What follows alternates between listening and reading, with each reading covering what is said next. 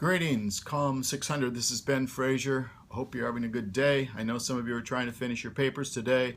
Let me encourage you to do so and get them in on time if you can. You go to the blackboard and go to the discussion board, and there's a place for you to attach your paper and to turn it in today.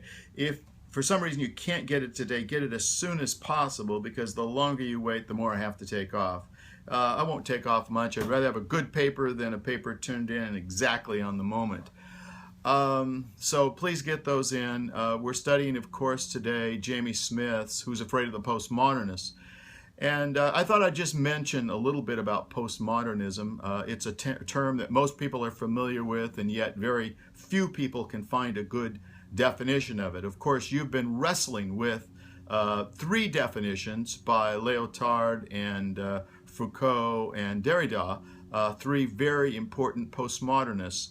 Oftentimes these people are seen in negative terms, but the fact is, as Jamie Smith points out, there are good elements to the postmodern approach that they take. It's not that he gives a blanket approval of all of their ideas. He doesn't, but he clearly says there are some useful ideas in our culture. Now, let me just wrestle a little bit with you what postmodernism is, and perhaps the best way to do that is to compare postmodernism with modernism. So modernism essentially lifts the importance of reason, where postmodernism would see more the emphasis on emotion. And so you find those two a tension. You also find the tension that modernists believe there is one truth, where postmodernists look at several truths. What are the different truths? What's true for you, what's true for me, might be different. As you can see, there's problems with that, but there's a deeper problem with how do you determine what is true? And part of that has to do with what I've talked about before, epistemology, how we know, what constitutes good evidence. And of course, modernism decided the scientific method and reason determines what is good evidence, where in the Christian perspective, we would see revelation.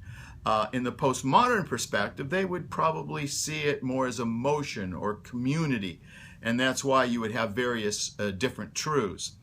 Modernism emphasizes the intellect, where postmodernism emphasizes the will.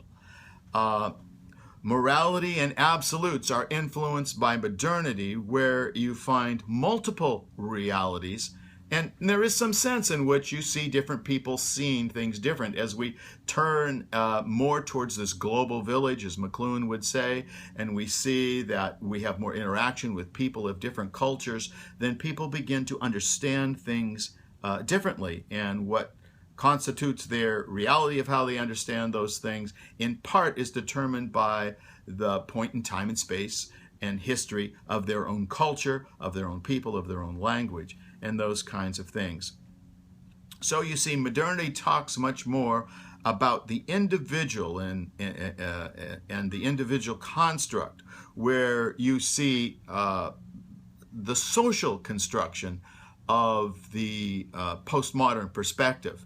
So one of the things I wanted to make clear is that it isn't that I'm a modernist or a postmodernist. I find elements of both that are attractive and useful, but I also find elements of both that are very dangerous. In some ways, I find more problems with modernity because we're, as people of faith, less aware of the influence that it's having on our lives and on our perspective.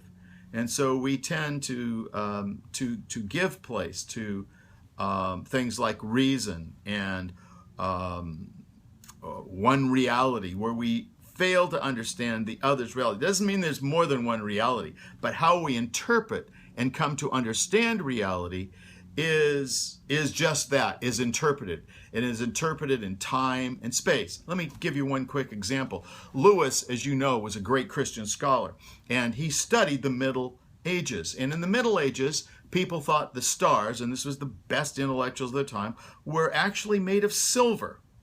Well, today we know that the stars are not made of silver. They're made of something else.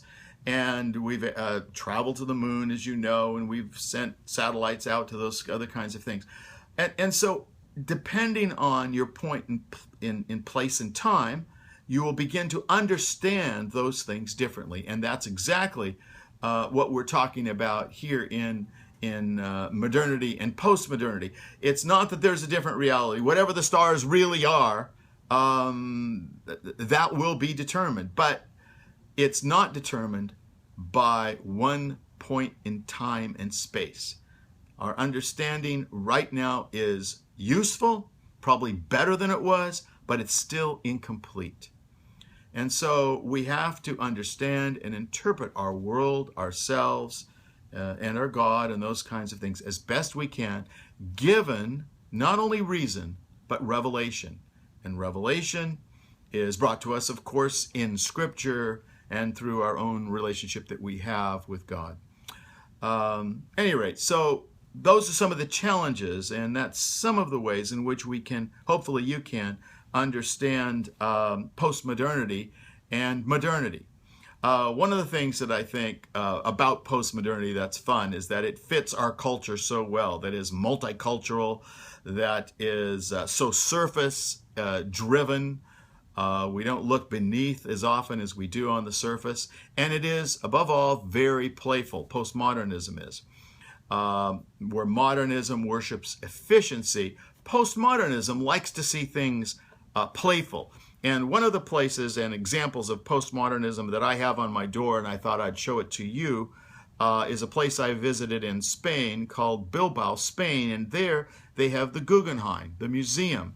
And I'm going to hold it up to you and just let you see how playful. So you see on either side are these old European buildings. But in the middle, at the end, you'll see this amazing building called the Guggenheim. That's in Bilbao, Spain, a very old city, a very working class city, and yet you see this amazing, beautiful museum. You can look it up online, I'm sure, Google it, and you can find it.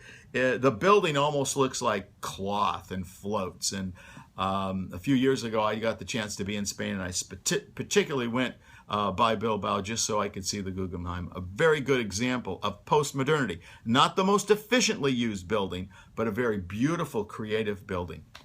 Anyway, I hope this helps just a little bit begin to wrestle with the ideas of modernity and postmodernity, some of the challenges they each have to us. Yes, there aren't there are different versions of how we interpret the truth, but there's really only one truth. We understand that.